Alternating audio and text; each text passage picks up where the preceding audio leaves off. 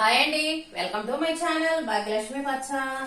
ఎలా ఉన్నారు? బాగున్నారా? నేను కూడా చాలా బాగున్నాను. నైట్ పూజ అయ్యేటప్పటికి టైం 10 అయిందండి. 10 అయింది. పూజ అయిపోయి మేము ప్రసాదాలన్నీ తిని ఇంటికి వచ్చేటప్పటికి నైట్ టైం 10 అయింది. పిల్లలు స్కూల్కి వెళ్ళిపోయారు. ఇంకా నేను ఇదిగోండి కొంచెం ప్రశాంతంగా హాయిగా టీ పెట్టుకొని తాగుతామని టీ పెట్టుకుంటున్నాను. టీ తాగితే కొంచెం తలనొప్పి అనేది లేకుండా హాయిగా ఉండింది.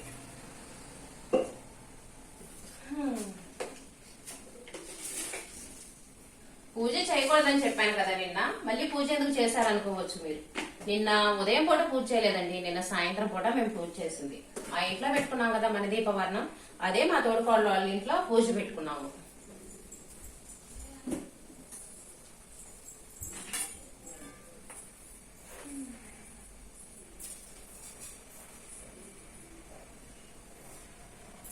ఈసారి పూజ మాత్రం త్వరగానే చేసామండి.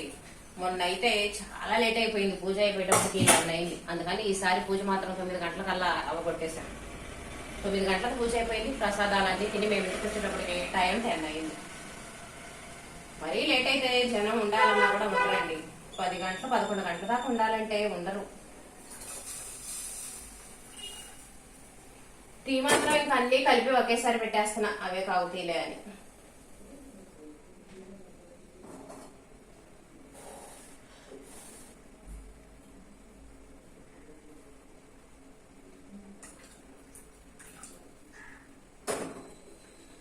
టీ తాగితే కానీ ఇంకే పనన్నా చేసుకోగలుగుతాం, హాయిగా ప్రశాంతంగా ఉండగలుగుతామండి. మన మైండ్ అనేది రిలాక్స్ గా ఉండాలంటే కొంచెం టీ తాగాల్సిందే. టీ కాగుతున్నాయి కదండి, టీ తాగేదాకా ఇంకా ఖాళీగా ఉండటం ఎందుకు. నిన్న పూజకి వెళ్తా ఇవ్వండి గాజులు వేసుకున్నాను, మట్టి గాజులు.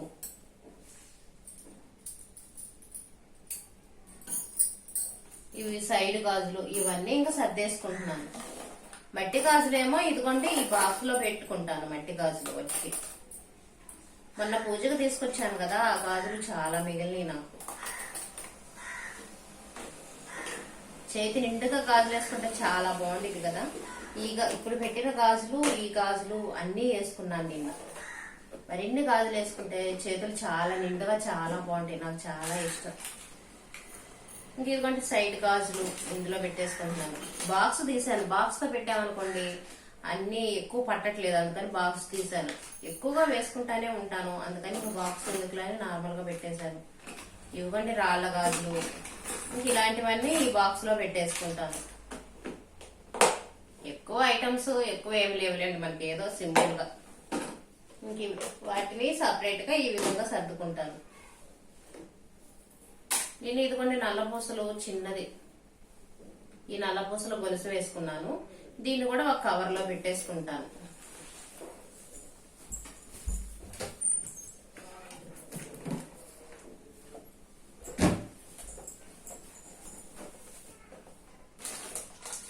పూసల గొలుసులు ఇవన్నీ ఇదిగోండి ఈ కవర్ లో పెట్టుకుంటాను.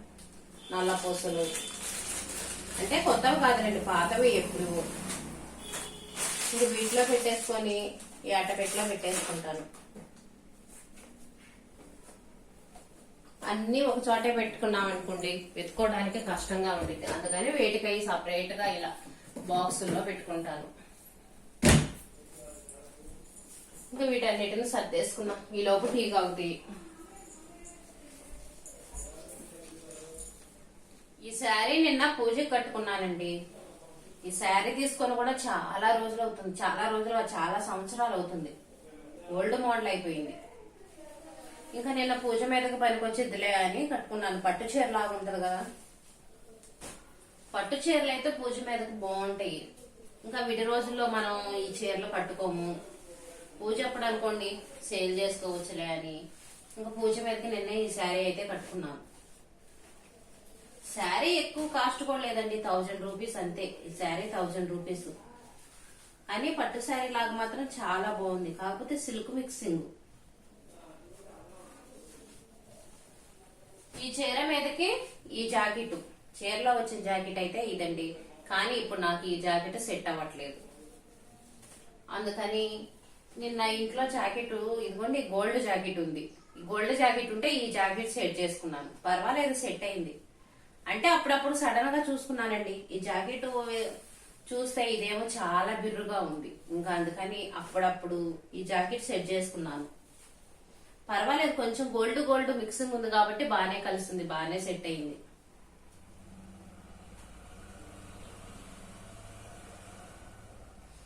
ఈ జాకెట్ కుట్టించుకున్నప్పుడు నా వెయిట్ ఎంత ఉంటుందో తెలుసా? 55 60 kgs తోనండి. ఇప్పుడు 75. ఇంకేం జాకెట్లు సెట్ అవుతాయి? ఎన్ని కుట్లు ఉప్పు తీసుకున్నా సరే ఈ నడుము, ఈ ఈపు ఇవనేది సెట్ అవ్వట్లేదు. ఇంకేం చేస్తాం, తప్పదు. వెయిట్ పెరిగిన తర్వాత జాగ్రత్తలు తీసుకునే కంటే వెయిట్ పెరగక ముందు జాగ్రత్తలు తీసుకోవడం చాలా మంచిదండి. ముఖ్యంగా మనకి జాకెట్లు సెట్ అవటానికన్నా మనం వెయిట్ పెరగకుండా ఉండాలి. నేనైతే అదే అనుకుంటాను.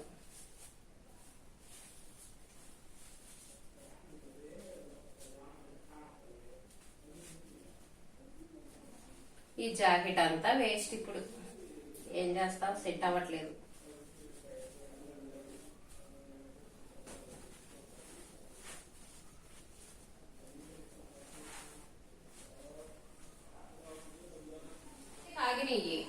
ఈ రోజు టిఫిన్ అయితే నిన్న ప్రసాదంగా గారెలు తెచ్చాం కదండి, ఆ గారెలు ఉన్నాయి, వాటితో అడ్జస్ట్ అవుదాం అనుకున్నాను. గారెలను మా అబ్బాయికి అన్నం వండుతాను కదా, ఆ అన్నంతో గారెలతో అడ్జస్ట్ అవుదాం అనుకున్నాను. కానీ ఈ రోజు చేయనికి కూలోళ్ళు వస్తున్నారు, మందేయటానికి కూలోళ్ళు వస్తున్నారండి. ఇంకా వాళ్ళకి టిఫిన్ చేయాలి తప్పదు కదా, అందుకని పునుగులు వేశాను. నిన్న వేసిన ఇడ్లీ పిండి ఉంటే ఇంకా ఆ ఇడ్లీ పిండిలోనే కొంచెం గోధుమ పిండి కలిపి నిన్న దోశలు పోసాను. ఆ పిండే కొంచెం మిగిలింది, మళ్ళీ అందులోనే కొంచెం గోధుమ పిండి వేసి ఇంకా పునుగులాగా చేశాను. బయట కొనుక్కొచ్చామనుకోండి కొన్ని కూడా రావు, డబ్బులు ఎక్కువ వేస్ట్ అవుతాయి. పొలం వెళ్లే వాళ్ళకి బయట కొనుక్కొచ్చిన టిఫిన్ ఏం చాలదండి. అందుకని కొంచెం లేట్ అయినా సరే అని ఇంక ఇంట్లోనే చేశాను. ఏదో ఒకటి, గోధుమ పిండి అనేది మనకి ఇంట్లో అందుబాటులో ఉండేది కదా, ఇంకే టిఫిన్ చేయాలన్నా సరే గోధుమ పిండితో చేయటమే. ఇప్పుడైతే టీ తాగుతా, ఇంకా కాసేపు రిలాక్స్ అయితే తర్వాత ఇంకా పనులు ఉంటాయి కదా, అంట్లు కడగటం, బట్టలు ఉతకటాలు, ఆ పనులు చేసుకోవాలి. కాసేపు ఒక 5 నిమిషాలు ప్రశాంతంగా కూర్చొని ఇంకా టీ తాగుతాను. వీడియో మేము పూజ ఎలా చేసామనేది చూడండి.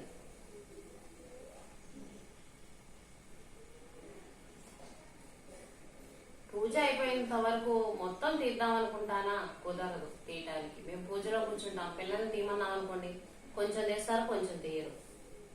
సాయంత్రం పూజకి ఇదిగోండి అన్నీ రెడీ చేస్తున్నాము.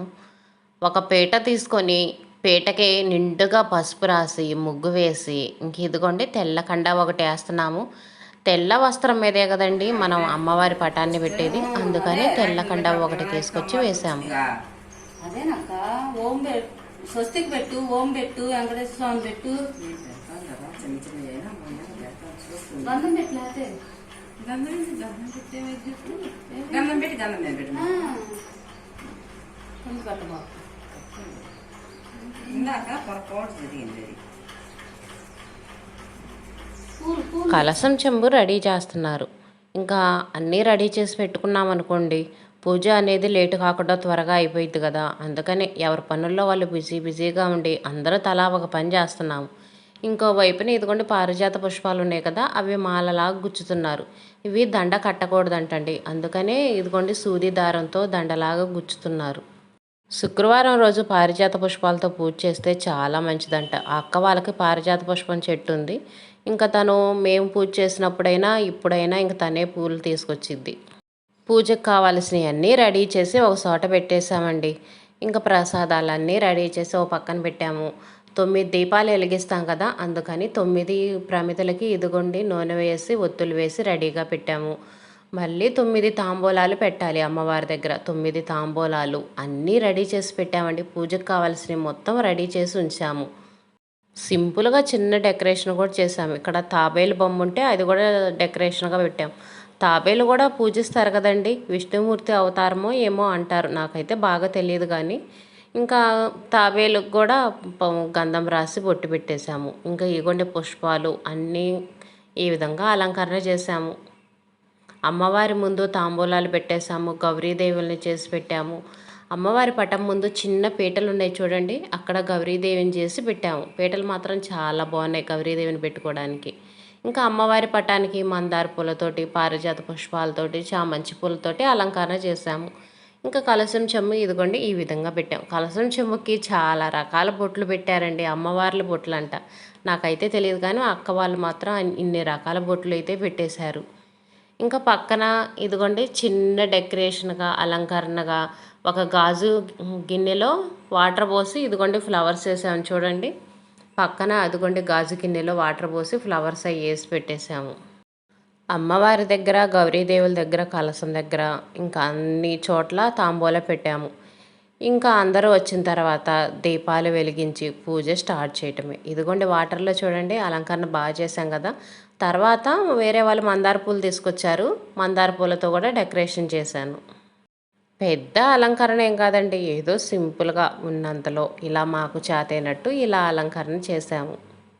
ఇంకా అందరూ వచ్చిన తర్వాత పూజ స్టార్ట్ చేశాము. రాత్రి 7 గంటలైందండి.